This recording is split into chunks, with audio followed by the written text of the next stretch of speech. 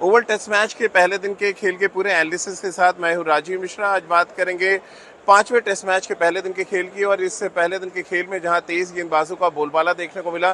पहली बार इस सीरीज में ऐसा लगा कि हम इंग्लैंड में कोई टेस्ट क्रिकेट खेल रहे हैं, जहां पर 64 ओवर के खेल में लगभग हर गेंद पर यह लग रहा था कि गेंदबाज बल्लेबाज को आउट कर सकते हैं। और पहले 4 टेस्ट मैचों की अपेक्षा अगर आज ओवल की पिच की बात करें तो ओवल की पिच में जान थी, यहाँ पर तेज गेंदबाजों के लिए काफी मदद थी। और 64 ओवर के खेल में जो 2 ओवर अगर आप स्पिनर का हटा दें तो बाकी के 62 ओवर में लगातार चांसेस बन रहे थे बल्लेबाज को आउट करने के लिए। और आज इंग्लैंड की जितनी तारीफ की जाए उतना कम है। खासतौर से एटकिंसन ने जिस तरह की गेंदबाजी की, उनका अच्छा साथ दिया टोंग ने, और इन दोनों गेंदबाजों ने भारतीय बल्लेबाजों को खासा परेशान किया। तो चलिए सबसे सिलसिलेवार तरीके से सबसे पहले बात पहले सेशन की कर लेते हैं। पहले सेशन में टॉस जीता इंग्लैंड ने, पहले गेंदबाजी करने का फैसला किया, और ये फैसला काफ़ी हद तक सही भी साबित हुआ। जब शुरुआती ओवर्स में बात करें, जिस तरह से यशस्वी जायसवाल का विकेट गिरा और उसके बाद एक कट शॉट खेलने के चक्कर में के राहुल आउट हुए, और के राहुल आउट होने से पहले बहुत ही कॉम्पैक्ट बैट्समैन के तौर पे नजर आ रहे थे।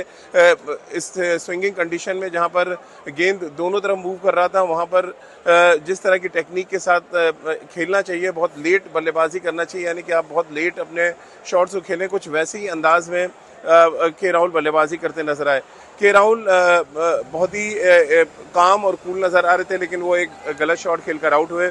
और उसके बाद शुभमन गिल जब मैदान पर आए और जिस तरह की बैटिंग शुभमन गिल कर रहे थे, जिस तरह से वो शॉट को मिडिल कर रहे थे, कहीं से नहीं लग रहा था कि वो एक ऐसी पिच पर बैटिंग कर रहे हैं जो बाकी के वेन्यू से बहुत डिफरेंट नजर आ रही है, जहां पर तेज गेंदबाजों के लिए खासी मदद है। और ऐसी पिच पर भी शुभमन गिल ना तो बीट हो रहे थे, और कुछ कवर ड्राइव्स उन्होंने जो लगाए उन शॉट्स ने सभी का दिल जीत लिया था। तमाम जो क्रिकेट एक्सपर्ट्स यहाँ पर बैठे थे सभी उनके बल्लेबाजी से खासे प्रभावित थे, लेकिन सडनली कहते हैं एक फटीक जो आपके जहन में आता है, और शायद ये 5वें टेस्ट मैच में लगातार खेलने की थकान थी, जिसकी वजह से वो एक ऐसा रन भागने गए, सुसाइडल रन हम कह सकते हैं इसको, अपनी ही कॉल पर वो रन आउट हो गए। और जो 25 रन उन्होंने बनाए थे, उस 25 रन ने बहुत कॉन्फिडेंस दिया था, ना सिर्फ ड्रेसिंग रूम को बल्कि उनके साथ जो बल्लेबाजी कर रहे थे करुण नायर, अगर हम उनकी बल्लेबाजी की बात करें, और करुण नायर की बल्लेबाजी पर आगे तो चर्चा करेंगे, लेकिन जिस तरह से वो पार्टनरशिप बना रहे थे शुभमन गिल के साथ, और उसके बाद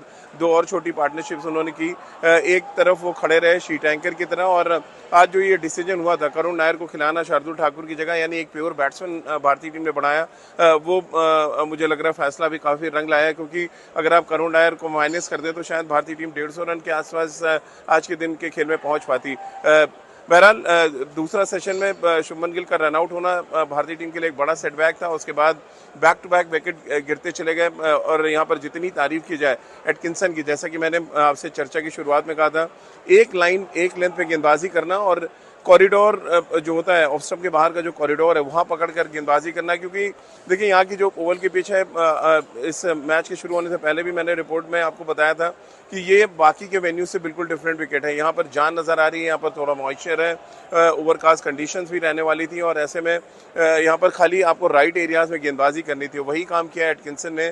टोंग ने जिस तरह से लेफ्ट हैंडर्स के खिलाफ आउट किया सुदर्शन और रविंद्र जडेजा को, वो कोई भी लेफ्ट हैंडर को आउट करने वाली डिलीवरी थी, क्योंकि अनप्लेबल थी। आपके एंगल से बॉल अंदर आया और देन मिडिल स्टंप से पिच करके बाहर निकला, और दोनों लेफ्ट हैंडर्स को आउट किया, और दोनों लेफ्ट हैंडर्स बहुत अच्छे फॉर्म में नजर आ रहे थे। साई सुदर्शन की बात कर लें या रविंद्र जडेजा की, हालांकि उसके बाद ध्रुव जुरेल ने भी कुछ अच्छे शॉट्स खेले, लेकिन फिर एक पहले एलबीडब्ल्यू की अपील हुई जिसमें उनको आउट दिया गया, और अगली गेंद पर उनके ऊपर एक ऐसा प्रेशर क्रिएट हुआ था जहां से उन्होंने कट शॉट खेलने की कोशिश की, और बहुत अच्छा कैच स्लिप कॉर्डर में उनका पकड़ा गया। अब बात करते हैं थोड़ी सी यहाँ पर करुण नायर की। करुण नायर को ऑक्सीजन की ज़रूरत थी अपने करियर के लिए, और बहुत बेताबी से शायद वो इंतज़ार कर रहे होंगे इस टेस्ट मैच का, क्योंकि उनको कह दिया गया था एक दिन पहले नेट्स पर, और मैंने खबर ब्रेक भी की थी कि करुण नायर इस टेस्ट मैच में खेलने जा रहे हैं। और करुण नायर जब मैदान पर उतरे तो वो जो आत्मविश्वास है, वो कहते हैं दृढ़ निश्चय था उनकी बल्लेबाजी में कि कुछ करके ही जाना है।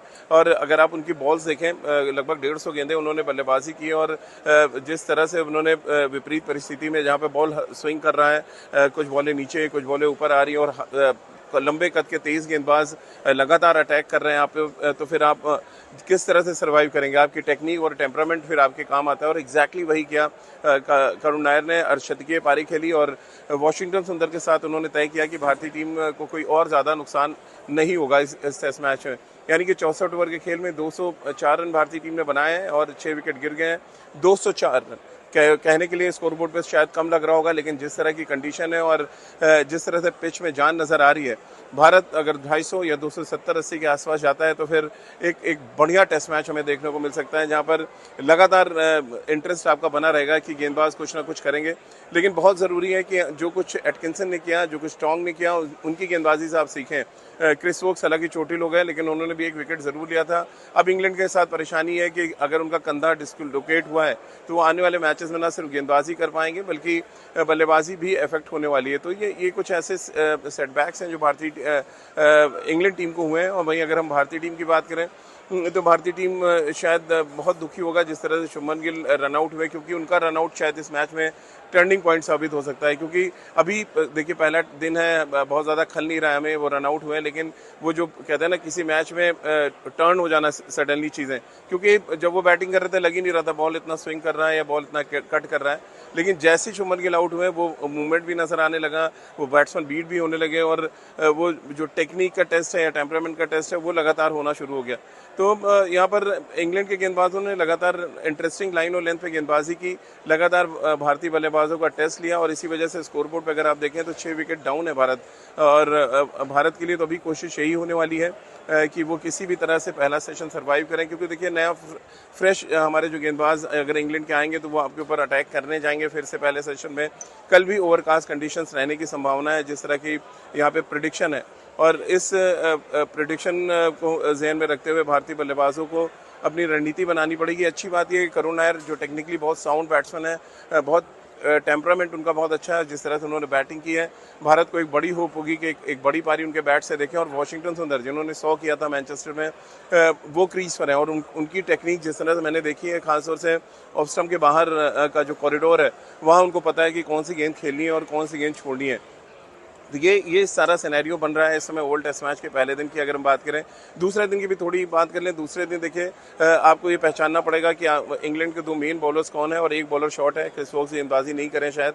तो फिर आपको जो एटकिंसन और टोंग जो पहले दिन सबसे ज़्यादा इफेक्टिव नज़र आ रहे थे उनके खिलाफ आपको थोड़ा संभल कर, और ओवरटन जो हर ओवर में आपको एक लूज बॉल डाल रहे हैं उस पर जाके आपको काउंटर करना पड़ेगा। क्योंकि देखिए बहुत खड़े होकर भी अगर आप खेलते हैं और अपने शॉट्स को नहीं खेलते हैं तो रन नहीं बनाएंगे और आउट होने के चांसेस भी बढ़ेंगे। तो रन बनते रहें, फ्लो अगर रन का बना रहे तो शायद बेहतर है। क्योंकि देखिए इंग्लैंड जब आएगा बैटिंग करने तो इंग्लैंड अब जो उनकी स्ट्रैटेजी रहती है वो आते ही अटैक करेंगे और उनको कोई फर्क नहीं पड़ता है कि बॉल यहाँ पे स्विंग कर रहा है या बॉल मूव कर रहा है। और अगर आपके पास स्कोर कम है, यानी अगर आप 250 से नीचे बनाते हैं तो इंग्लैंड बहुत तेज़ी के साथ वो 250 रन क्रॉस करने की कोशिश करेगा ताकि जो भारतीय टीम है उसको दबाव बनाया जाए। अब ये देखना बहुत दिलचस्प होने वाला है कि जो दूसरे दिन का सेशन है वहाँ पर भारत क्या कुछ रणनीति के साथ आता है। क्योंकि मेरे ठीक पीछे आप देख भी रहे हैं अब ग्राउंड को कवर किया जा रहा है, और ये ग्राउंड इसलिए कवर किया जा रहा है क्योंकि रात में रेन जो बारिश के चांसेस हैं और कल भी ओवरकास्ट कंडीशन रहेगी। एक दो बार जैसे कि आज खेल रुका बारिश की वजह से फिर रुकेगा, लेकिन यहाँ की जो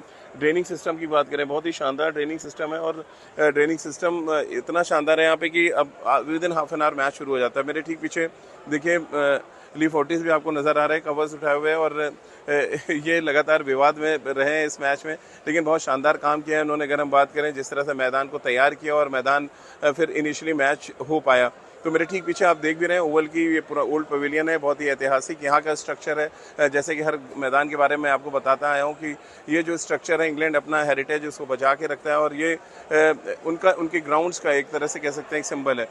तो अब बड़ा इंटरेस्टिंग स्टेज है। पहले दिन का खेल खत्म हुआ है, पहले दिन के खेल खत्म होने पे 64 ओवर का खेल हुआ, बारिश की वजह से इंटरप्शन हुए जिसकी वजह से सिर्फ 64 ओवर का खेल हो पाया।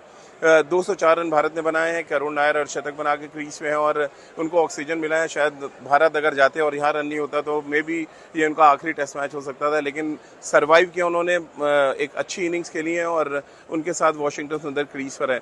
बड़ी उम्मीदें होंगी भारतीय टीम को इस जोड़ी से, क्योंकि ये जोड़ी जितना लंबा जाएगी भारतीय टीम की इस टेस्ट मैच को जीतने की या इस टेस्ट मैच को अपनी ग्रिप में लेने की उम्मीदें लगातार बढ़ती चली जाएंगी। वहीं इंग्लैंड जो बहुत जोश के साथ आएगा, एक नए कैप्टन है ऑलिव पोप और उन्होंने अच्छा काम तो ये किया कि टॉस जीता और लगातार पांचवा टॉस हार गए शुभमन गिल यहाँ पे।